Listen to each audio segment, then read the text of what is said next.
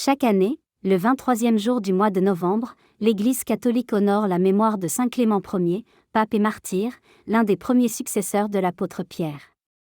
Peu de choses de sa vie sont attestées avec certitude, mais la tradition le présente comme romain, peut être issu d'un milieu juif, converti à la foi chrétienne à Rome à l'époque des premiers témoignages de l'Église. D'après les sources anciennes, Clément aurait exercé la charge de pape vers la fin du 1er siècle, vers l'an 90 environ, succédant à Alain et Clay. Pendant son pontificat, l'Église de Rome connaissait encore la persécution et l'instabilité, et Clément fut appelé à témoigner de la foi dans des circonstances difficiles. L'un des textes majeurs attribués à lui est la première lettre de Clément aux chrétiens de Corinthe, une missive dans laquelle il exhorte à la paix, à l'humilité, à la restauration de la communion entre frères, à l'obéissance aux pasteurs et à l'unité de l'Église. Ce document, même s'il suscite encore des débats parmi les spécialistes quant à son auteur exact, révèle la conscience d'un ministère pétrinien exerçant une responsabilité ecclésiale large.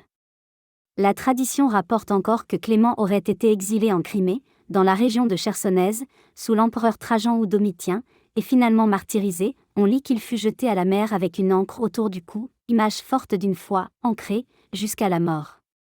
Pourquoi ce modèle pour nous ? Parce que saint Clément nous rappelle que la communion ecclésiale ne repose pas seulement sur des idées mais sur des vies données. Il rappelle que l'autorité chrétienne ne doit pas dominer mais servir. Il accueille la tradition apostolique non comme un privilège mais comme un trésor de service et de charité. Dans notre temps où la fragmentation, le relativisme et l'individualisme peuvent affaiblir la cohésion de la communauté catholique, la figure de Clément invite à renouer avec l'esprit de charité fraternelle, de respect mutuel et d'obéissance aimante aux successeurs des apôtres.